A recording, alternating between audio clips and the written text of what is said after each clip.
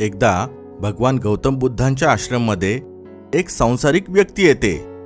ती गौतम बुद्धांना म्हणते, मला माझ्या आयुष्यातली सर्व दुःख संपवायची असतील तर मला काय करावे लागेल?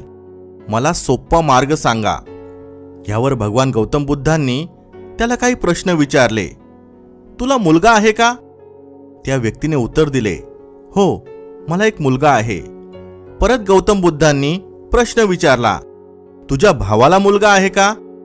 ती व्यक्ती म्हणाली, हो, माझ्या भावाला पण मुलगा आहे.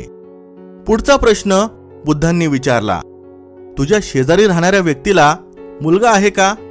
त्याने उत्तर दिले, हो, शेजाऱ्याला पण मुलगा आहे.